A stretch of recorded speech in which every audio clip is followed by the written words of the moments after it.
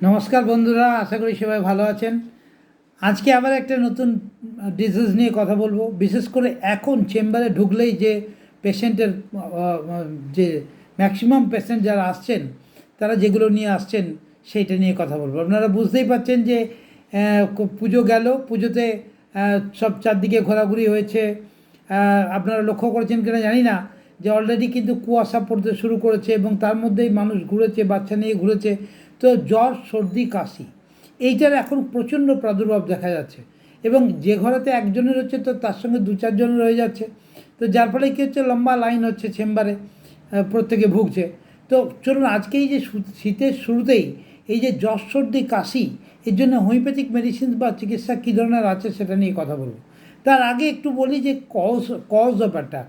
Actually human rhino virus যে আছে এটা হচ্ছে মেনলি কারণ যখনই একটা টেম্পারেচার শিফট হয় তখন কি হয়, এই হিউম্যান রাইনো ভাইরাসটা খুব বেশি বেড়ে যায় এবং তার ফলে কিন্তু সর্দি কাশি অ্যাটাক হয়ে যায়। এবং কি হয়, যখন ওয়েদারটা কোল্ড হয়ে যায় তখন কিন্তু ইমিউনিটি পাওয়ার অনেকেরই কমে যায় এবং ইমিউনিটি পাওয়ার অনেকের ক্ষেত্রে অনেক বেশি বরাবরই কম থাকে এবং সেই বরাবর কমের সঙ্গে আরেকটু যখন কমে যায় তখন চট করে অ্যাটাক হয়ে যায়। যেমন বাচ্চাদের ক্ষেত্রে দেখবেন যে বাচ্চাদের ক্ষেত্রে এই সাসসেপ্টিবিলিটি অফ ইনফেকশান এটা কিন্তু খুব বেশি হয় এই শীতের দিনকে। দেখবেন ম্যাক্সিমাম বাচ্চা সর্দি, কাশি, জ্বর এইসবে ভুগছেন। যাই হোক, এই হোমিওপ্যাথিক চিকিৎসার সাহায্যে কিন্তু এগুলো কন্ট্রোল করা সম্ভব এবং অনেক ভালো করে কন্ট্রোল করা সম্ভব। বিভিন্ন রকম অ্যান্টিবায়োটিক্স বা অন্য কোনো ওষুধ খাইয়ে সাইড এফেক্টের জায়গায় এই হোমিওপ্যাথিক চিকিৎসকের কাছে গিয়ে চিকিৎসা করালে আপনার বাচ্চার বা আপনার নিজেরও অনেক বেশি উপকার আপনি পাবেন বলে আমার ধারণা। মানে আমি আমার প্র্যাকটিক্যাল নলেজের যা দেখেছি। কারণ সাইড এফেক্টস নেই, কিচ্ছু নেই, যখন ভালো হয়ে যাচ্ছে তখন কিন্তু সে একদম সম্পূর্ণ সুস্থ হয়ে যাচ্ছে। তাকে সেই ওষুধের রেসের জন্যে, মানে ওষুধ খাওয়ার জন্য যে তার একটা রেস, একটা ইলনেস, সেটা কিন্তু থাকছে না। যাই হোক, তো কতকগুলো মেডিসিনকে আমি ভাগ ভাগ করে বলবো এবং পরে কীভাবে আমি স্পেশালি আমি কী করে চিকিৎসা করি বা আমরা অনেক ডক্টররাই কীভাবে চিকিৎসা করি সেটা বলবো। ফার্স্ট হচ্ছে জ্বর। এই যে জ্বর হচ্ছে, জ্বরের জন্য হোমিওপ্যাথিতে কী কী মেডিসিনস আছে। জেনারেলি চারটে মেডিসিনকে আমরা সবথেকে বেশি গুরুত্ব দিই। তার মধ্যে নাম্বার 1 হচ্ছে ব্রায়োনিয়া, নাম্বার 2 হচ্ছে রাস্টাক্স, নাম্বার 3 হচ্ছে বেলেডোনা, নাম্বার 4 হচ্ছে জেলসিমিয়াম। দেখুন এই চারটে জ্বরের মধ্যে আমি তো বলে দিলাম নাম, আপনি কি করে খাবেন।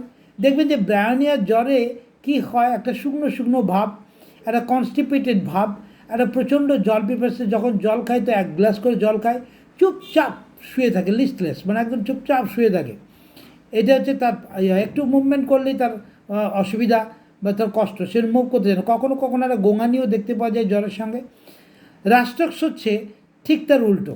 রাস্টাক্স হচ্ছে ছটপটানি ভাব, একটা ইরিটেবিলিটি, অলওয়েজ একটা অশান্তি এবং তার সর্দি কাশির সঙ্গে জ্বরটা যে আছে সে জ্বরেতে রেস্টলেসনেসটা বেশি, সে চুপচাপ শুয়ে থাকলে তার কষ্ট বেশি, সেখানে কিন্তু রাস্টাক্স মেডিসিনস।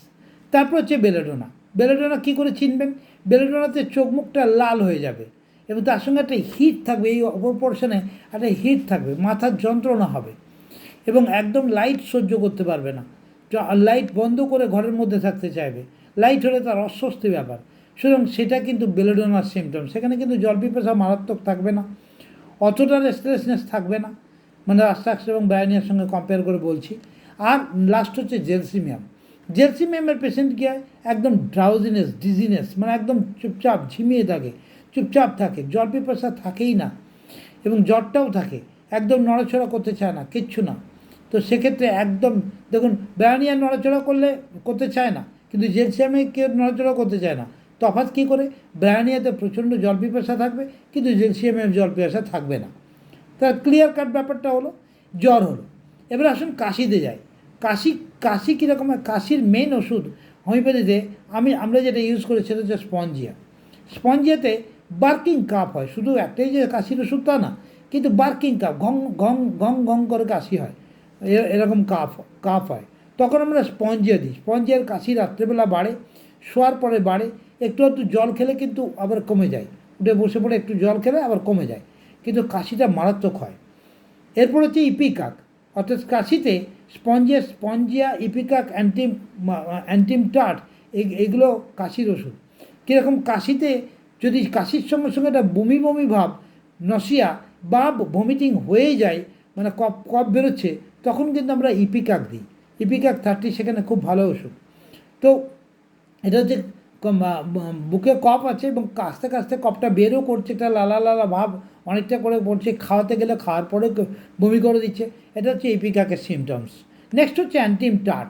অ্যান্টিমটাটে কি একটা র্যাটলিং সাউন্ড ইন চেস্ট, মানে বুকের মধ্যে ঘড়ঘড় ভাব, আপার রেসপিরেটরি ট্র্যাক্টে বেশি ইনফেকশন হয়, একটা ঘড়ঘড়ানি ভাব, এবং সেই ঘড়ঘড় ভাবটার সঙ্গে মানে কাশি থাকে, কিন্তু কাশলেই বোঝা যায় বুকের মধ্যে ঘড়ঘড় করছে, এবং তার ঘড়ঘড়ানি সাউন্ড বুকে আপনি কান দিয়ে শুনলে আপনি শুনতেও পাবেন। এটা হচ্ছে কাশির ওষুধ। বুকে কফ জমা হওয়া, এই যে বললাম যে বুকে কফ জমা হওয়া, এই কফ জমা, এই যে অ্যান্টিমটাটের কথা বললাম, অ্যান্টিমটাট ছাড়াও এখানে হিপাসালফার, অ্যান্টিমার্স, এগুলো হচ্ছে ওষুধ। দেখুন, অ্যান্টিমটাটের কনজেশন হয়, বুকের মধ্যে একটা মানে কনজেশন থাকে, কফ তার বুকের মধ্যে থাকে, কিন্তু খুব একটা বেরোতে চায় না, গড়গড় আওয়াজটা হয়। আর হাইপারসালফার আর একটা মেডিসিন, যেখানে বুকে কফ থাকে কিন্তু সেই কফটার মধ্যে একটা ইয়েলোইশ ভাব বা একটা মানে ঘিয়ে কালার জাতীয় বা একটা ইয়েলোইশ ভাব থাকে, এবং সেটা বুকেতে অনেক বেশি কফ জমা হয়ে যায়, তখন সেখানে আমরা হাইপারসালফার 30কে ইউজ করি। অ্যান্টিমার্স আর একটা ভালো ওষুধ। অ্যান্টিমটাট যেমন বললাম, তেমনি অ্যান্টিমার্স অর্থাৎ অ্যান্টিমোনিয়াম, অ্যান্টিমের সঙ্গে আবার আর্সেনিক যুক্ত হয়েছে। তো সেখানে কি আর্সেনিকের ক্ষেত্রে কি একটা ছটপটানি থাকে, একটা অস্থিরতা থাকে এইটা, এবং তার সঙ্গে বুকে কষ্ট থাকে, এবং তার সঙ্গে একটা দেখা যায় যে একটা ব্রিদিং ট্রাবল মতন আসছে তার বুকের মধ্যে কফটা থাকার জন্য, এবং একটা অস্থিরতা ভাবও থাকছে।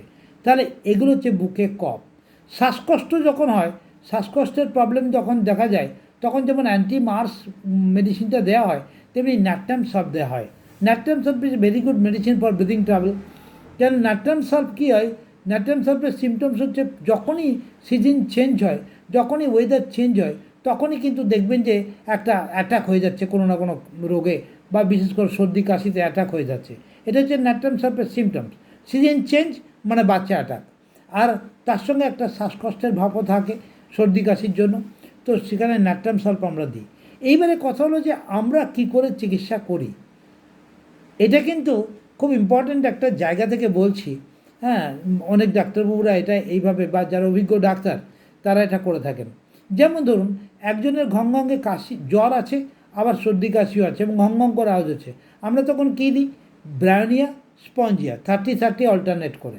আবার ধরুন বুকে কফ আছে, কাশছে, জল পিপাসা আছে, জ্বর আছে, এবং সেই জ্বরের মধ্যে সেটা চুপচাপ ভাব আছে, তখন আমরা তাকে ব্রায়োনিয়া ইপিকাক দিই। কিন্তু যদি অস্থিরতা ভাব থাকে, তখন তাকে বমির সঙ্গে বা নসিয়ার সঙ্গে তখন রাস্টাক্স ইপিকাক দিই। আবার যখন অস্থিরতা ভাবের সঙ্গে জ্বর আছে, অস্থিরতা ভাব আছে, অতটা জল পিপাসা নেবে, একটু একটু করে বারবার জল খাচ্ছে, ব্রায়োনিয়া যেমন 1 গ্লাস জল একবারে খাবে, তেমনি রাস্টাক্স কিন্তু একটুখানি জল বারবার খাবে, মানে এক ডুক করে খাবে। আর যদি জ্বর আছে, তখন আমরা রাস্টাক্স স্পঞ্জে দিই, অর্থাৎ জ্বর, সর্দি, কাশি 3টে একসাথে মিলে গেছে, তখন আমরা রাস্টাক্সও দিই, জ্বরের ওষুধ আবার স্পঞ্জিয়াও দিই, রাস্টাক্স স্পঞ্জিয়া। তো সেরকম করে আমরা কম্বিনেশন মেডিসিন ইউজ করি। আবার যার ধরুন বুকের মধ্যে ঘড়ঘড় হচ্ছে, শ্বাসকষ্ট আছে, এবং একটু চলাহাঁটা করলেই শ্বাসকষ্ট হচ্ছে, তখন আমরা কী দিই, ব্রায়োনিয়া ন্যাট্রাম সলভ।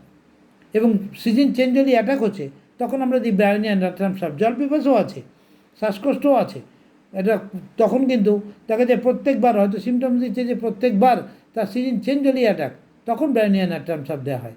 আর অ্যান্টিমটাট এবং স্পঞ্জিয়া কখন আমরা দিই, অ্যান্টিমটাট এবং স্পঞ্জিয়া যখন কাশি থাকে, বুকের মধ্যে র্যাটলিং সাউন্ড থাকে, যখন কফটা বের করতে পারছে না, তখন আমরা, তার জ্বর নেই হয়তো অতটা, তখন আমরা অ্যান্টিমটাট এবং স্পঞ্জিয়া দিই। দেখুন, এইভাবে আমরা কিন্তু বিভিন্ন রকম কম্বিনেশনে ওষুধগুলোকে কী করি, 2 ঘন্টা ছাড়া ছাড়া খেতে দিই, এবং তাতে কিন্তু পেশেন্ট খুব ভালো থাকে, খুব ভালো থাকে। আপনারা এই সমস্ত কথাগুলো শুনে সঠিকভাবে যদি সিমটমস মিলিয়ে দিতে পারেন, খুব মিরাকল রেজাল্ট হয়, খুব ভালো হবে। তবে খুব বাড়াবাড়ি হলে সেটা তো ডাক্তারের কাছে যেতেই হবে, ডাক্তারকে দেখাতে হবে, এবং ডাক্তারবাবুরা যা বলবেন সেটা করবেন। এবারে আসি নিউট্রিশনাল সাপ্লিমেন্টের কথা। দেখুন, নিউট্রিশনাল সাপ্লিমেন্ট বলতে কতগুলো জিনিস মনে রাখুন। আদা কিন্তু এই সময় খুব ভালো, জানেন, সবাই জানেন, তবু আমি একবার মনে করে দিচ্ছি আর কি। তো আদা কিন্তু খুব ভালো, তুলসী কিন্তু খুব ভালো, সর্দি কাশির জন্যে তুলসী খুব ভালো, কার্ডামম অর্থাৎ এলাচি, সিনামম, দারচিনি, এইগুলো কিন্তু খুব ভালো। গরম জলে একটু লেবু দিয়ে জলপান করলে কিন্তু ভালো। এগুলো কিন্তু এই সর্দি কাশিতে ঘরোয়া একদম জিনিস, যেগুলোকে আপনারা ইউজ করতে পারেন। আর নিউট্রিশনের দিক দিয়ে ভিটামিন সি এবং ভিটামিন ডি নিউট্রিশনাল সাপ্লিমেন্ট, এই দুটো কন্টিনিউ খেলে তাহলে কী হয় না, এই যে তার ইন্টেন্সিটিটা অনেকটা কমে যায়। তো যাই হোক, অনেকগুলো কথা বললাম। এই সময় প্রচণ্ডভাবে বাচ্চারা ভুগছে, বড়রা ভুগছে, প্রতিদিন চেম্বারে প্রচুর পেশেন্ট আসছে, এবং তাদের জন্যেই কিন্তু এগুলো বলা। যারা দূরে আছেন, ধরুন যারা বাংলাদেশ থেকে দেখছেন, বা যারা মালয়েশিয়া থেকে দেখছেন, বা যারা বোম্বে থেকে শুনছেন, দিল্লি থেকে শুনছেন, তারা কী করবেন? আমার কাছে চেম্বারে আসতে পারবেন না, হয়তো লোকালি পাশাপাশি কোনো ভালো ডাক্তারবাবু হয়তো নেই আপনার কাছে। সেক্ষেত্রে কিন্তু এটা কিন্তু প্রচণ্ড উপকার করবে। সুতরাং আপনি এটাকে যেমন প্রত্যেক দিন বলি, আজও বলি, এটাকে সাবস্ক্রাইব করাটা তো আপনার মানসিক ব্যাপার, কিন্তু আপনি এটাকে শেয়ার করতে ভুলবেন না। কারণ এইটা অনেকগুলো তথ্য মানুষের কাছে গেলে মানুষ কিন্তু অনেক দিক দিয়ে বেনিফিটেড হবে, এবং আমার সেটাই উদ্দেশ্য। সুতরাং আজকে এই পর্যন্তই। নমস্কার, ভালো থাকুন সবাই।